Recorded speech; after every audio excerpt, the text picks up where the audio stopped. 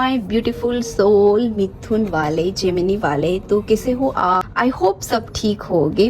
और आप मुझे नहीं जानते हो तो मैं हूँ नीलम, और हम यहाँ पे बात कर रहे हैं टेरो की, लॉ ऑफ अट्रैक्शन की, मैनिफेस्टेशन की, स्पिरिचुअलिटी के बारे में। तो अगर आप भी इन सब टॉपिक में इंटरेस्टेड हो तो आप मुझे फॉलो एंड सब्सक्राइब कर सकते हो। एंड आज हम बात करने वाले हैं आपका अप्रैल मंथ कैसा जाएगा, यूनिवर्स से आपके लिए क्या मैसेजेस एंड क्या गाइडेंस आ रही है, और किस चीज का आपको ध्यान रखना है उस पे आज हम बात करने वाले हैं। तो आपने अगर अभी तक लाइक एंड शेयर नहीं किया तो ये भी कर लेना, एंड सब्सक्राइब नहीं किया है तो वो तो डेफिनेटली कर लेना, ठीक है ना, क्योंकि फिर नेक्स्ट मंथ की भी रीडिंग उसमें आने वाली है। तो अगर आपने सब्सक्राइब एंड बेल आइकन को क्लिक कर लिया होगा तो आपको नोटिफिकेशन मिल जाएगी। अब आपका ज्यादा टाइम ना बिगाड़ते हुए हम देखते हैं कि जेमिनी मिथुन वालों के लिए क्या मैसेजेस आ रहे हैं for April month. Universe divine please हमें गाइड करे। मिथुन राशि वालों के लिए क्या मैसेजेस आ रहे हैं। मन राशि, मून राशि या फिर अपने नाम के अकॉर्डिंग भी आप राशि देख सकते हो, तो ठीक है, उस हिसाब से जो आपको सही लगे वो राशि से आप कनेक्ट कर लेना। बट मेरा ये रहेगा कि अगर नाम से जाओगे तो आपके लिए बेटर रहेगा, ठीक है। ओके, मिथुन राशि वालों के लिए क्या मैसेजेस है फॉर अप्रैल मंथ। मिथुन राशि वालों के लिए क्या मैसेजेस है फॉर अप्रैल मंथ।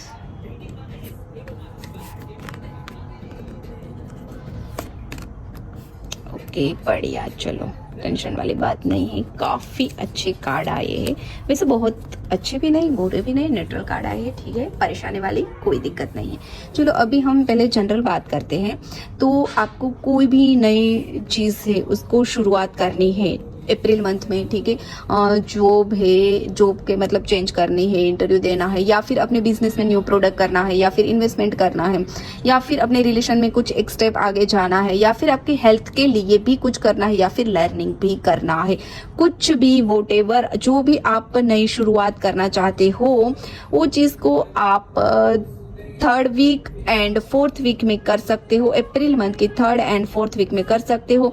अगर जॉब से है, करियर से रिगार्डिंग है तो वो आप फर्स्ट वीक में भी कर सकते हो, कोई दिक्कत वाली बात नहीं है, ठीक है। अब हम देखते हैं ओवरऑल। तो मुझे यहाँ पे दिख रहा है कि आपका मनी का ग्रोथ अच्छा रहने वाला है अप्रैल मंथ में। जेमिनी वालों, मनी का प्रॉब्लम इतना मुझे नहीं दिख रहा है। अगर आपको प्रॉपर्टी लेनी है या फिर इस चीज पे आप थिंकिंग कर रहे हो तो ये अप्रैल मंथ आपके लिए बहुत बढ़िया है, ठीक है। जेमिनी वालों, आपके लिए third week and fourth week तो बहुत ही स्ट्रॉन्ग फीलिंग है कि आपको प्रॉपर्टी में अगर इन्वेस्टमेंट करना है या फिर खरीदनी है तो वो आप डेफिनेटली कर सकते हो। एंड मनी का भी मुझे यहाँ पे कुछ इश्यू नहीं दिख रहा है। इन्वेस्टमेंट करना है तो वो भी आप कर सकते हो, उसमें भी मुझे यहाँ पे ग्रोथ आती हुई दिख रही है। एंड यहाँ मुझे थोड़ी ऐसी भी एनर्जी दिख रही है कि आपको गिफ्ट मिलेगी या फिर आप किसी को गिफ्ट दोगे, ये चीज भी काफी होने वाली है दिस मंथ, तो ये भी होगा। एंड दूसरा, मुझे यहाँ पे थोड़े इमोशनल भी होते हुए दिख रहे हो, तो ये चीज ध्यान रखना, ठीक है, कि थोड़ा मतलब इमोशनल होना अच्छी बात है, बट बहुत ज्यादा इमोशनल होना वो चीज बुरी बात है, तो बहुत ज्यादा इमोशनल मत होना।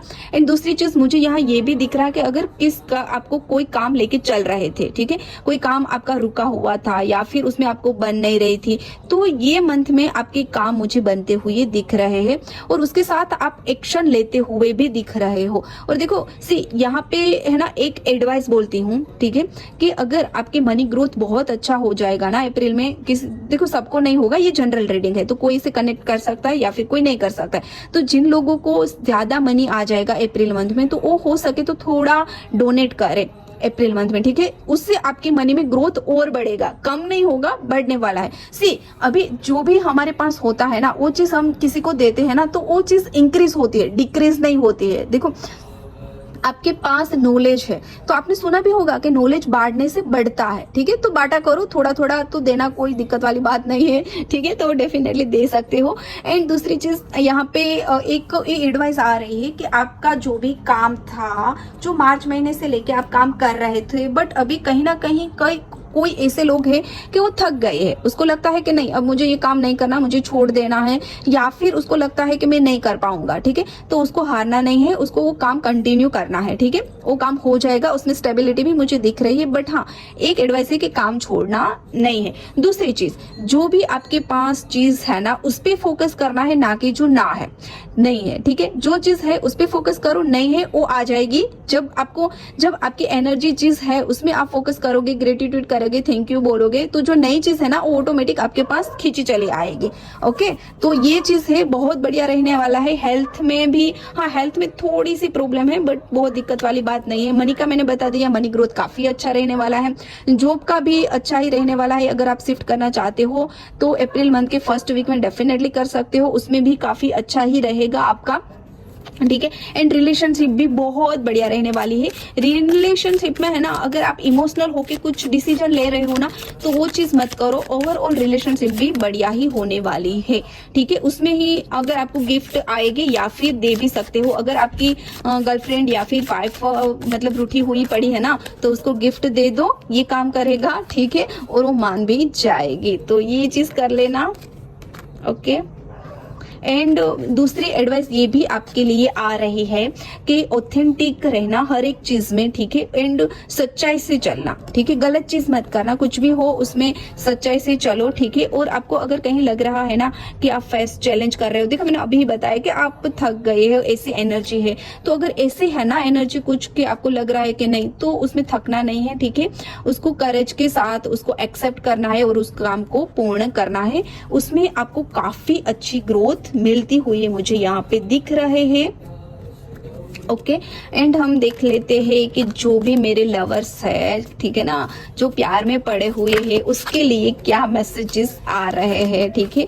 अगर आपका रिलेशन काफी अच्छा चल रहा है तो भी आपके लिए मैसेजेस क्या है, अगर आप नो कांटेक्ट में है तो भी आपके लिए मैसेजेस क्या है। रिलेशनशिप के लिए हम देखते हैं कि यूनिवर्स आपको क्या मैसेज देना चाहते हैं, ओके, ठीक है।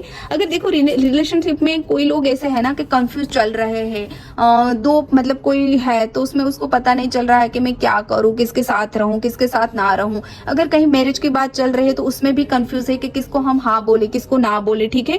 तो उसको है ना क्लियर करो, कंफ्यूज में आगे मत बढ़ो, उसको क्लियरिटी से देखो, ठीक है। अगर ऐसा लगता है ना तो एक बार पेन और पेपर लेके बैठ जाओ, क्या सही है क्या गलत है वो चीज को लिख डालो, अपने आप पता चल जाए कि आपके लिए क्या बेहतर है।